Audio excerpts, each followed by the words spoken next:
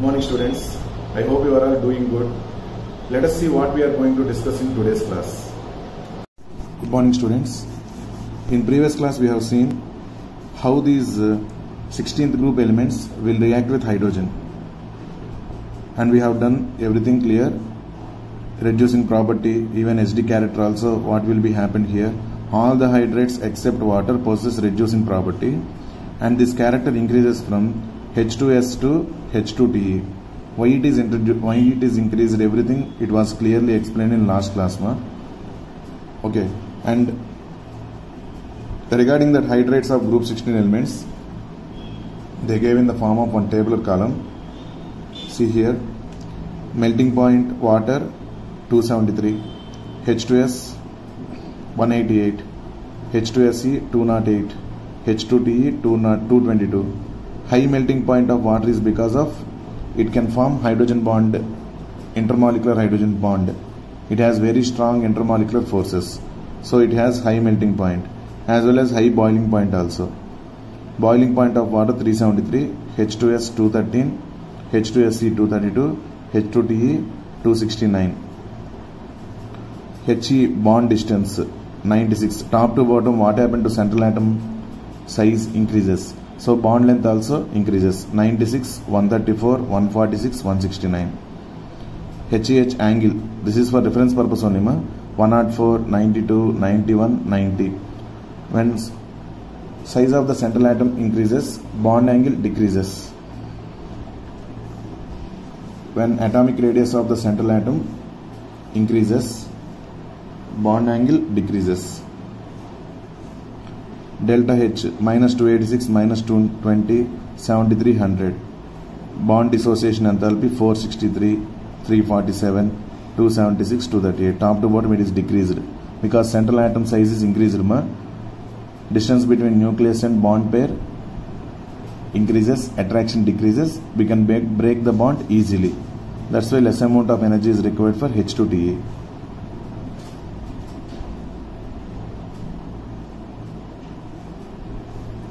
Dissociation constant 1.8 into 10 power minus 16, 1.3 into 10 power minus 7, 1.3 into 10 power minus 4, 2.3 into 10 power minus 3.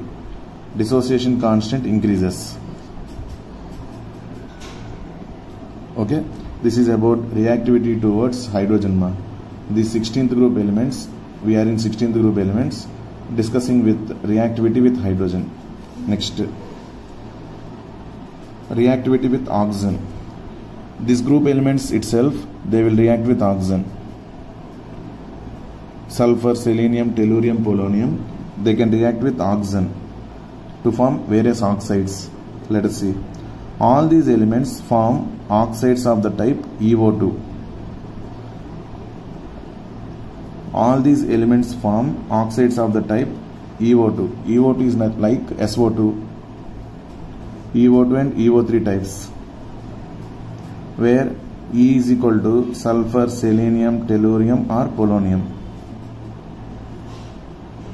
Ozone and sulfur dioxide are gases, while selenium dioxide is solid. Reducing property of dioxide decreases from SO2 to TeO2. Reducing property of dioxide decreases from SO2 to TeO2. SO2 is reducing while TeO2 is an oxidizing agent. Besides EO2 type, sulfur, selenium and tellurium also form EO3 type oxides. Example SO3, SeO3, TeO3. Both types of oxides are acidic in nature because these are all non-metallic oxides. Non-metallic oxides are acidic in nature. So these group elements, they can form two types of oxides, SO2, SO3, SeO2, SeO3, TeO2, TeO3. Like that, two different types of oxides they can form.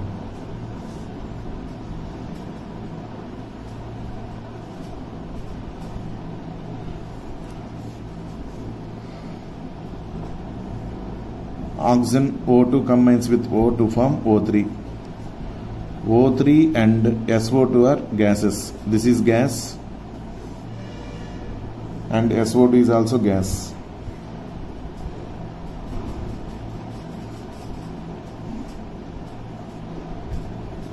SiO2 is solid. Even this is also solid only.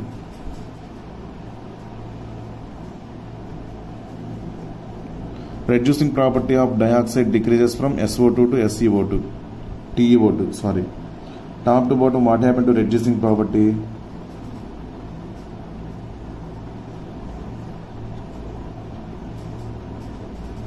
Reducing property decreases. And oxidizing property increases. SO2 is reducing agent.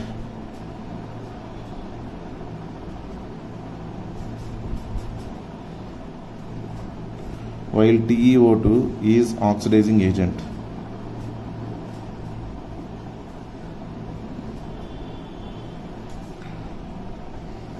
Next type, EO3. Example, SO3, SiO3, TiO3. Both type of oxides are acidic in nature. EO2 and EO3 both are acidic in nature.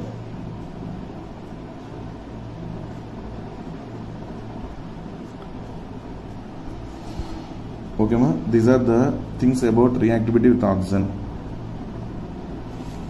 Completed. Next one, reactivity towards halogens.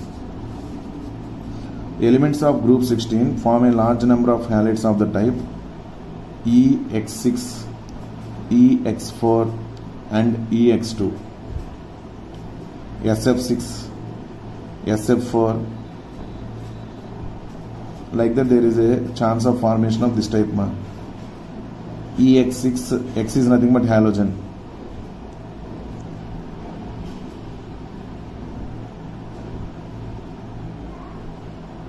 X is nothing but halogen.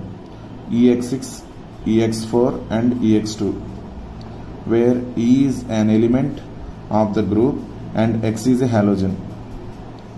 The stability of the halides decreases in the order F minus is greater than Cl minus, Cl minus is greater than Br minus, Br minus is greater than I minus. This is the stability order. Fluoride is greater than chloride, chloride is greater than bromide, bromide is greater than iodide. Amongst hexahalides, hexafluorides are the only stable halides. All hexafluorides are gaseous in nature. They have octahedral structure. Sulfur hexafluoride SF6 is exceptionally stable for steric reasons.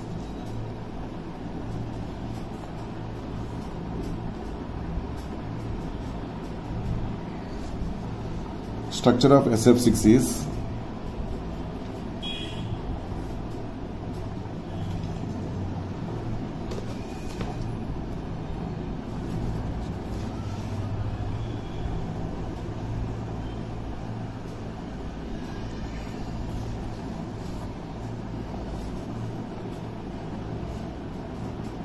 four are in plane.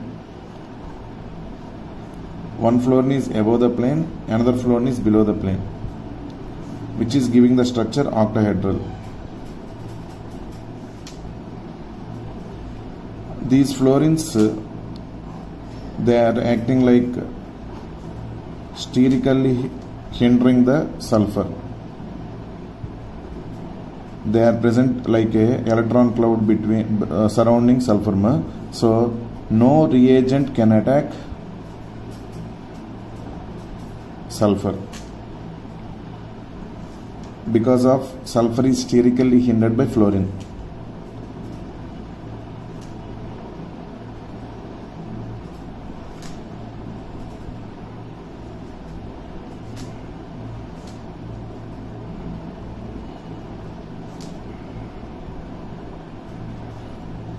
Sulfur is sterically hindered. Hindered is nothing but like hiding. Sulfur is present in between 6 fluorine atoms. Okay, ma? These 6 fluorine atoms are preventing any other reagent to attack the central atom sulfur. If they attack the sulfur, then only it will undergo reaction. This SF6 bonds will be broken and they can undergo reaction. But no reagent is going to attack that central carbon, central sulfur, because of these fluorines are preventing the reagent not to attack sulfur. That's why this is exceptionally stable, means very high stable. When the compound is not involved in reactions, then the compound is stable. And what is the shape of this one? Octahedral, which is also called square bipyramidal.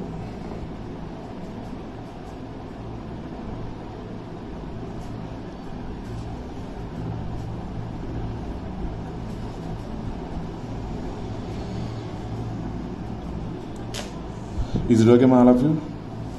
Why this SF6 and this type of hexafluorides are exceptionally stable? Because they are sterically hindered. They will use the term sterically hindered, meaning they are getting crowded by, sulfur is getting crowded by fluorines. So outside any other reagent cannot attack. Suppose any famous personality, if anyone comes to our town, immediately a crowd is going to be happened, full of crowd. That is nothing but that personality, famous personality, is sterically hindered. When he is sterically hindered, he or she, new person from outside, suppose if you want to go, we cannot go because very high crowd is there. That's why we cannot enter. This high crowd is preventing any other new person to come into contact with this famous personality. Is it correct or not? Like that only here also, that sulfur is getting sterically hindered by fluorine, 6 fluorine atoms. That is why it is exceptionally stable. Amongst hexahalides, hexafluorides are the only stable halides. All hexafluorides are gaseous in nature. Here one more thing is there. Amongst hexahalides, hexafluorides are the only stable halides because fluorine atom is small atom. Top to bottom, what happened to size? Fluorine, chlorine, bromine, iodine. What happened to size? Size increases. In that, what is the small atom? Fluorine. Is it correct, ma? Sulfur should be surrounded by 6 fluorines. This is called hexahalide. Hexahalide means how many halogens must surround the sulfur? 6 halogens. If those 6 halogens are fluorine atoms, they are very small atoms only, so they can surround the sulfur easily. But if you take iodine, that sulfur, iodine, bigger atoms, like that they cannot just fit into that surroundings of sulfur because of very big size. That's why only fluorine hexahalides only will be observed. Hexahalides with only fluorine as the halogen only will be observed. That is the reason, because of very small size of fluorine. Now let us see the point now. Amongst hexahalides, hexafluorides are the only stable halides. All hexafluorides are gaseous in nature. They have octahedral structure. Sulfur hexafluoride SF6 is exceptionally stable for steric reasons. That's why those reasons kept that SF6 is highly stable. I told already the explanation. This is the reason. Because of highly sterically crowded the sulfur cannot be attacked by any other reagent. This is the reason, ma. Okay, na? Next. Amongst tetrafluorides, SF4 is a gas, SeF4 a liquid, and TeF4 a solid. These fluorides have sp3d hybridization and thus have trigonal bipyramidal structures in which one of the equatorial positions is occupied by a lone pair of electrons. If you see this type of SF4, no need to by heart this shape also. In chemical bonding already we have seen the formula H is equal to. In chemical bonding we have seen already the formula H is equal to 1 by 2 into V plus M minus C plus A. 1 by 2 into number of valence electrons present on sulfur 6 This is 16th group. Number of valence electrons 6. plus number of monovalent atoms. Fluorine is monovalent only, 4. It is not cation or anion, so close that one. 6 plus 4 divided by 2, 10 by 2 is equal to 5. If H is equal to 5, the hybridization is sp3d.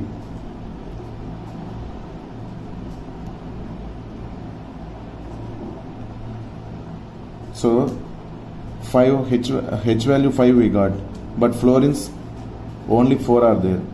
So 5 minus 4 lone pairs. Lone pairs is equal to 1. On sulfur, number of lone pairs equal to 1.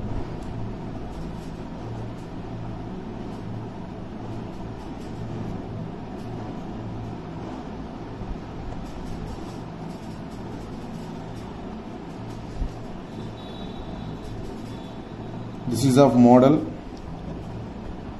AB4E1. What is that, ma? AB4E1, and structure is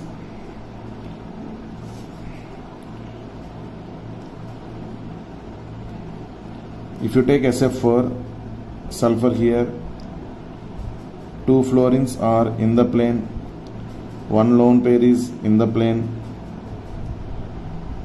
1 fluorine is above the plane, another fluorine is below the plane. This is the plane, ma. 1 equatorial position is occupied by lone pair, 2 are occupied by bond pairs, 2 equatorial positions. This is called axial position, this is also called axial position. This is the structure. This name is seesaw geometry.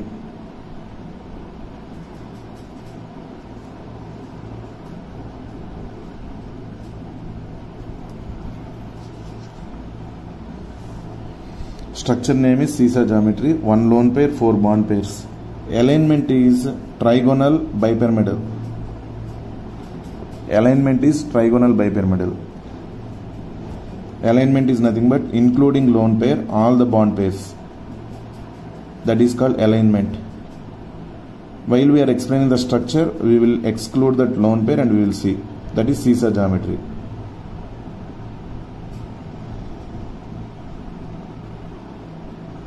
Is it okay, ma? So what is the shape name? Seesaw geometry. That only they explained here. By using the chemical bond hybridization and VSEPR theory concept, easily we can understand this type of structures. See, amongst tetrafluorides, SF4 is a gas. These are normal things only. SeF4 is a liquid and TeF4 a solid.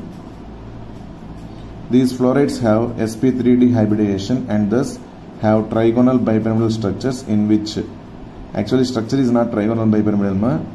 It is alignment in which one of the equatorial positions is occupied by a lone pair of electrons.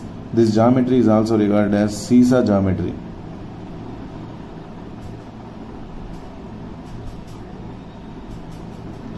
This geometry is regarded as seesaw geometry. Okay, ma. Next one. All elements except oxygen form dichlorides and dibromides. These dihalides are formed by sp3 hybridization and thus have tetrahedral structure. The well-known monohalides are dimeric in nature. I will explain this dimeric. Before that, all elements except oxygen form dichlorides and dibromides. Meaning of that one, SCl2,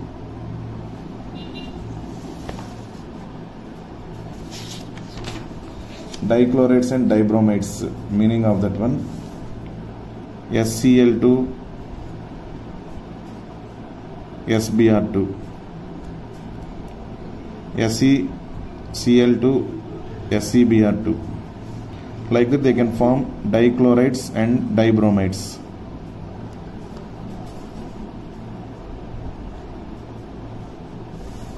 Okay, ma. Now let us consider SCl2. If you take SCl2, H is equal to 1 by 2 into sulfur valence electrons present in sulfur, not valency, sulfur valence electrons 6 plus number of monovalent atoms 2. chlorine is monovalent atom only. 1 by 2 into 8, 4. 4 means sp3 hybridization.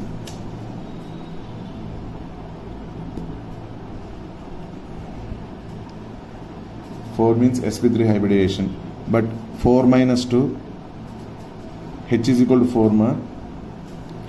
Number of chlorines bonded to sulfur 2. Those are bond pairs. 4 minus 2 is equal to 2. Lone pairs are there. 2 lone pairs. 2 bond pairs. This is of model AB2E2. AB2E2, in which sulfur has 1 lone pair here, 1 lone pair here. This is Cl, this is Cl. If you join only bond pairs, you will get inverted V shape or bent shape.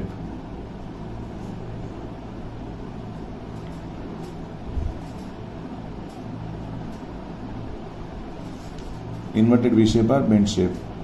Alignment, if you see, tetrahedral. Means all the lone pairs and bond pairs are considered for alignment. That is tetrahedral. Tetrahedral with the 2 lone pairs.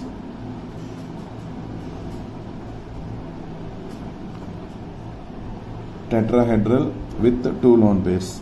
It is inverted V shape or bent shape, like water molecule. Okay, that is the meaning of this one. See, all elements except oxygen form dichlorides and dibromides. These dihalides are formed by sp3 hybridization and thus have tetrahedral structure. The well-known monohalides are dimeric in nature. Generally, monohalides are nothing but SCl, SeCl. These are examples for monohalides, means 1 chlorine only should be present. But dimerize means 2 compounds of SCl are combined to be formed as 1 compound only, S2Cl2. The well-known monohalides are dimeric in nature, meaning of that one, 2 molecules are combined to form like 1 molecule. This is called dimer. 2 sulfurs, 2 chlorines. This is 1 molecule, this is another molecule. These 2 are combined to form like 1 molecule, that is called dimer. Dimeric in nature. Examples: S2Cl2, S2F2, S2Br2,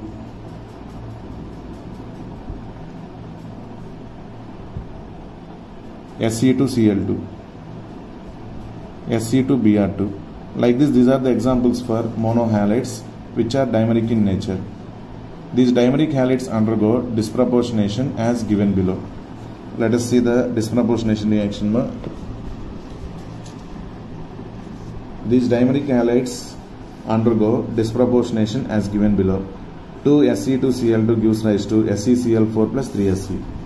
Let us see that one.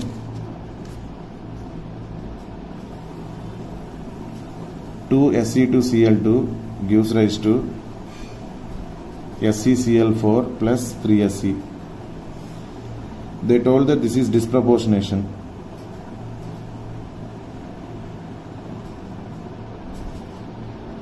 In class 11th, chapter 8, redox reactions, we have this disproportionation reaction. Okay, ma? Now let us see what about the oxidation number in selenium Se2Cl2. Let it be 2x.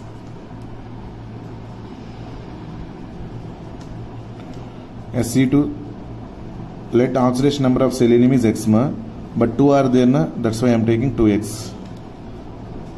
This 2 coefficient no need, only compound we have to consider. 2x minus 2. Chlorine oxidation number is minus 1. 2 into minus 1 minus 2 is equal to 0. 2x is equal to 2. X is equal to 1. So, what is the selenium oxidation number left hand side? It is 1 plus 1. Chlorine minus 1. Next, selenium oxidation number in this compound SeCl4. Let the oxidation number is x. minus 4 is equal to 0. X is equal to plus 4. So selenium oxidation number in SeCl4 is plus 4, chlorine minus 1. This is in elementary form. It is not in combined state. In elementary form, any element oxidation number is equal to 0. In elementary form, any element oxidation number is equal to 0. So here selenium is 0. Oxidation number of selenium here is 0. Oxidation number of selenium here is plus 4. Oxidation number of selenium here is plus 1. Now plus 1 oxidation number is changed to plus 4. Increase in oxidation number is called oxidation. This plus 1 oxidation number is becoming 0. That means decrease in oxidation number. Decrease in oxidation number is called reduction. Same oxidation number, that is selenium. Selenium with same oxidation number 1 undergoes oxidation and reduction. Both processes are taken place by one oxidation number only. Both processes were taken by only one oxidation number only. The type of reactions are called disproportionation reactions. One oxidation number is converted to two oxidation numbers.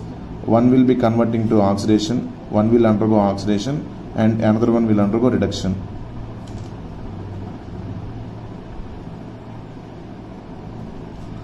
One will undergo oxidation and another one will undergo reduction. This type of reactions are called disproportionation reactions. So these dimeric halides undergo disproportionation as given below. In this type of reactions, these dihalides will undergo reaction. Those reactions are called disproportionation reactions.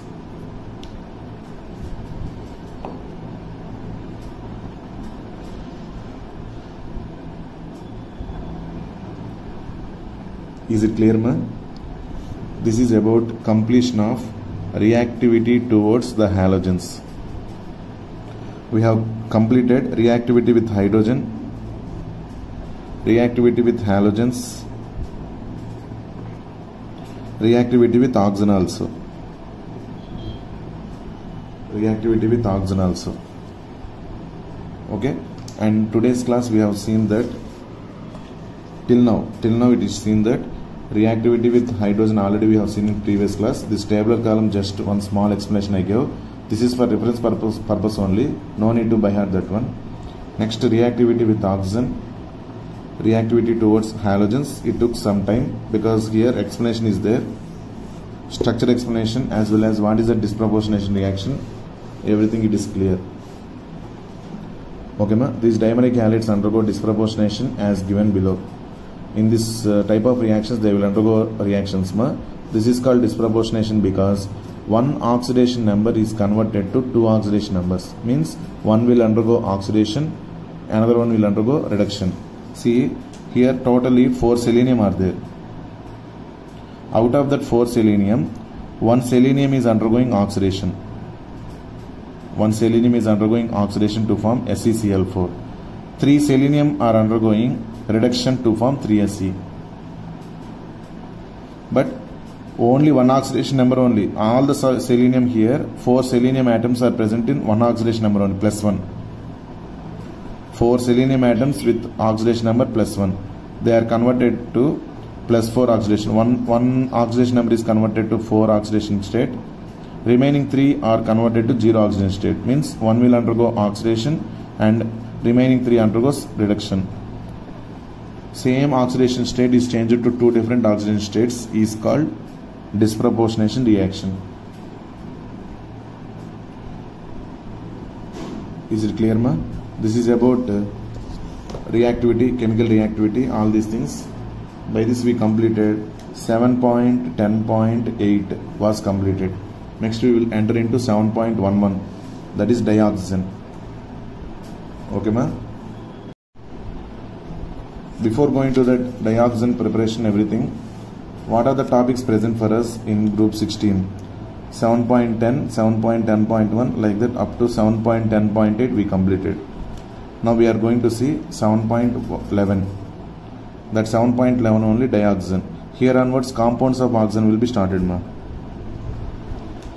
7.11, 7.12, these are compounds of oxygen. So I am going to keep side heading compounds of oxygen.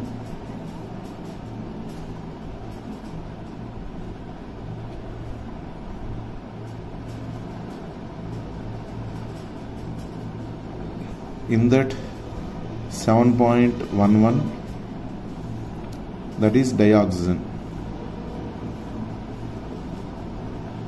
Dioxin is nothing but O2, simply oxygen.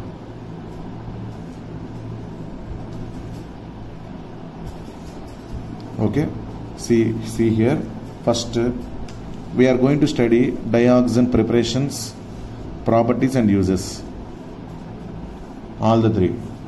Preparations, properties and uses of dioxin. First we will start with preparation.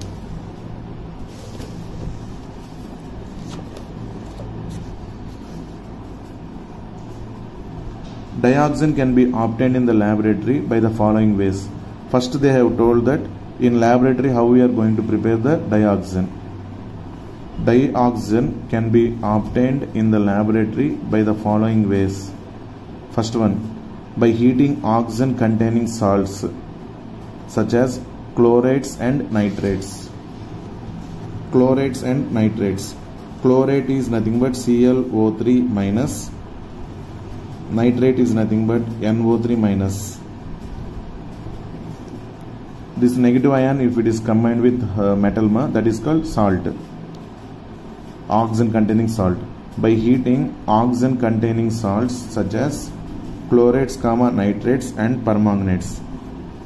This is nitrate, this is chlorate. Permanganates are nothing but MnO4 minus.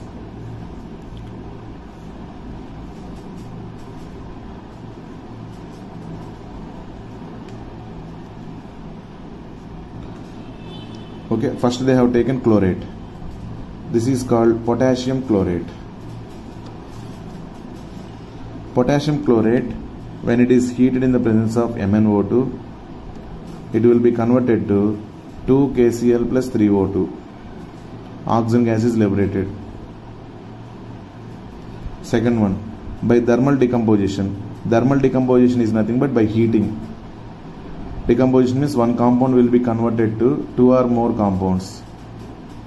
By the thermal decomposition of the oxides of metals low in the electrochemical series. That is nothing but in electrochemical series, actually in electrochemistry it was there. There you will get clarity.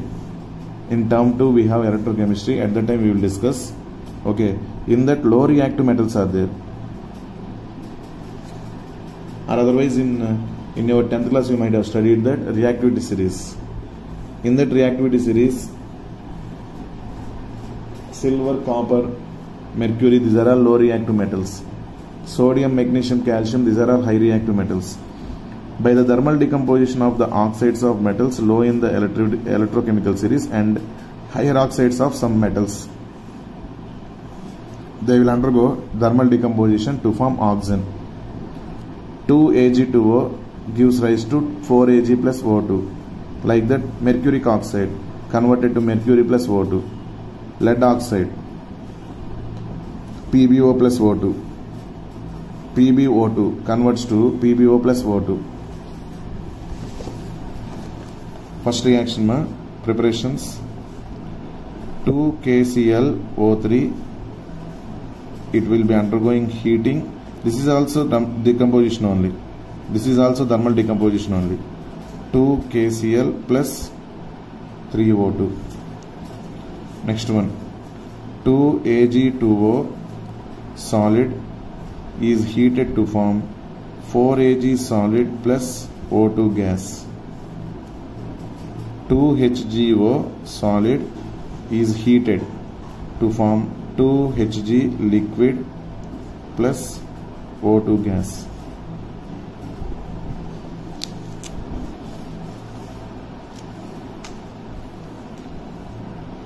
Pb3O4 solid is converted to 6PbO solid plus O2 gas. 2PbO2 solid converted to by heating 2PbO solid plus O2 gas. Like this, by thermal decomposing means by heating these oxides, silver oxide, mercury oxide, like that, we will get oxygen as the product. These are all used in manufacturing of this oxygen, means preparation of oxygen in laboratory.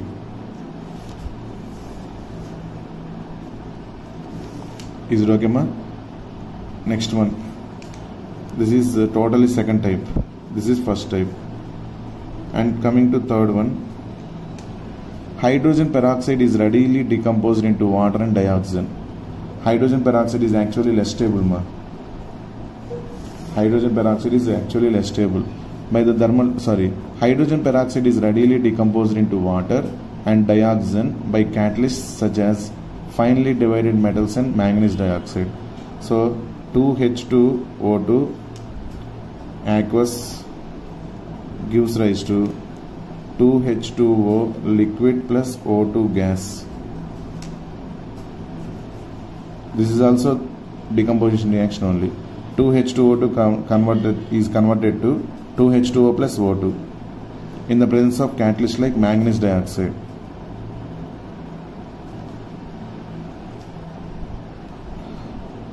Okay, ma?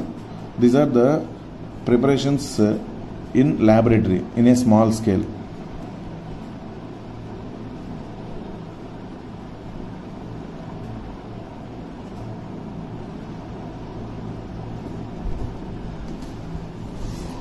Next, on large scale, it can be prepared from water or air, liquefaction of air, because after nitrogen, oxygen is only highest amount of oxygen is present in atmosphere. Atmosphere is composed of majorly nitrogen, next one oxygen. On large scale, it can be prepared from water or air. On large scale, it can be prepared from water or air. Electrolysis of water leads to the release of hydrogen at the cathode and oxygen at the anode. If water undergoes hydrolysis, 2H2O undergoes electrolysis by providing electrical energy.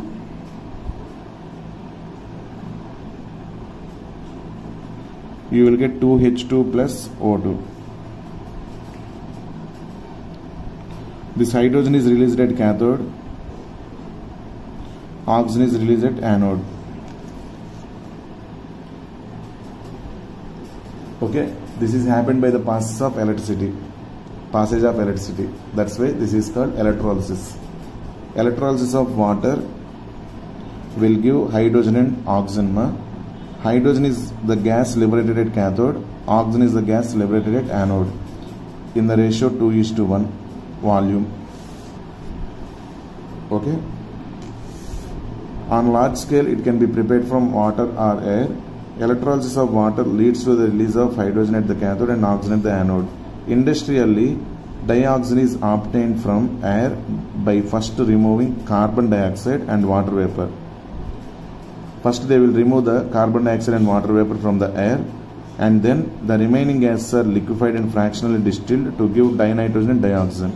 Major components present in air are nitrogen, oxygen, third one actually argon, carbon dioxide, water vapor. These are first going to be removed from the air. After that, we are remained with only nitrogen and oxygen.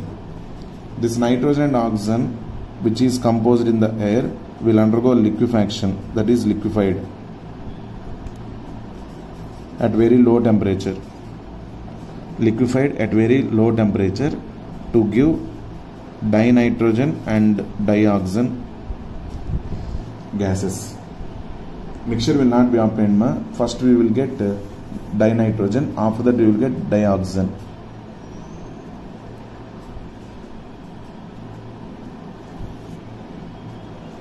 Okay, these are the preparations of oxygen. First, small scale in laboratories, on large scale and commercially, industrially. On large scale, it can be prepared from air by the process called electrolysis. Industrially, it is obtained from air by first removing carbon dioxide and water vapor, and then the remaining gases are liquefied and fractionally distilled to give dinitrogen dioxin. Okay, ma? By this, we have completed preparations of dioxin. In this class, up to preparations of dioxin we have seen. Started with reaction of 16th group elements.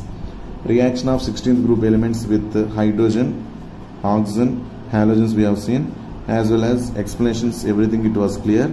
After that we have started with compounds of 16th group elements. In that first compound is dioxin. The dioxin preparations we have seen.